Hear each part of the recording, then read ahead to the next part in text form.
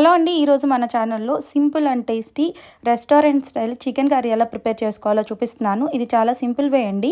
New beginners కానీ and bachelors కొని చాలా బాగా కుక్ చేసేసుకోవచ్చు. ప్రాసెస్లోకి వెళ్ళే ముందులో ఒకసారి వీడియోని లైక్ చేసి ఛానల్ సబ్స్క్రైబ్ చేయండి. 1 kg చికెన్ తీసేసుకొని నేను నీట్గా వాష్ చేసేసి పెట్టుకున్నాను.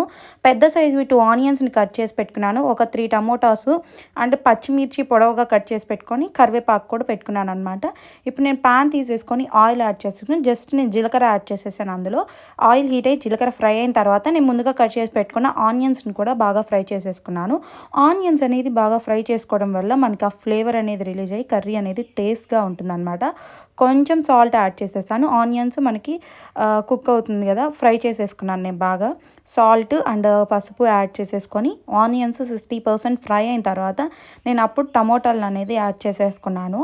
టమోటాలు యాడ్ చేసేసుకొని ఇలాగే హై ఫ్లేమ్లో పెట్టేసుకొని చేసుకుంటున్నాను అనమాట. ఆనియన్స్ టమోటాని నేను ఫ్రై చేసుకుంటున్నాను. మూత పెట్టేసి నేను ఫ్రై చేసేసుకున్నాను అనమాట. అప్పుడు బాగా త్వరగా క్విక్ అవుతాయని చెప్పేసి. ఇదిగో ఇలా ఫ్రై అయిన తర్వాత కొంచెం నేను అల్లం వెల్లుల్లి పేస్ట్ యాడ్ చేసేసి ఫ్రై చేశాను. క్లిప్ మిస్ అయింది. మీరు కూడా ఆనియన్స్లో కొంచెం అల్లం వెల్లుల్లి పేస్ట్ యాడ్ చేసి ఫ్రై చేసి చికెన్ యాడ్ చేసేసుకోండి. చికెన్ యాడ్ చేసుకున్న తర్వాత చికెన్ పీసెస్కి సాల్ట్ అవన్నీ బాగా పట్టాలి కాబట్టి ఇప్పుడు సాల్ట్ యాడ్ చేసేసుకోండి. ఒక టీ స్పూన్ లైట్గా కారం యాడ్ చేసేసుకోండి. అండ్ అల్లం వెల్లుల్లి పేస్ట్ ఇప్పుడు కొంచెం యాడ్ చేసేసుకుంటే ఈ ఇంగ్రీడియంట్స్ అన్నీ మనకి ముక్కకు పట్టి చాలా బాగుంటుంది.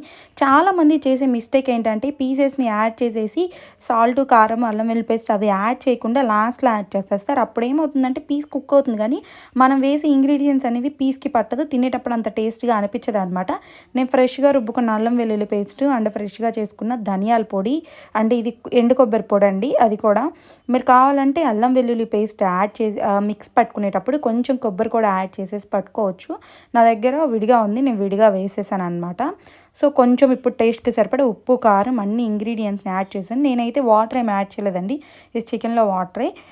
బాగా కుక్ అయిన తర్వాత నేను లాస్ట్లో పొడవుగా కట్ చేసేసుకున్న పచ్చిమిర్చి అండ్ కరివేపాకును యాడ్ చేసి 5 minutes మూత పెట్టి బాగా మగ్గనిచ్చేసి అప్పుడు మనం సర్వ్ చేసేసుకొని వైట్ రైస్లో కానీ చపాతీ, నాన్లోకి తిన్నా కానీ చాలా అంటే చాలా బాగుంటుందండి. ఒకసారి మీరు ఈ వేలో ట్రై చేయండి. ట్రై చేసి నాకు కమెంట్ చేయండి ఎలా ఉందో.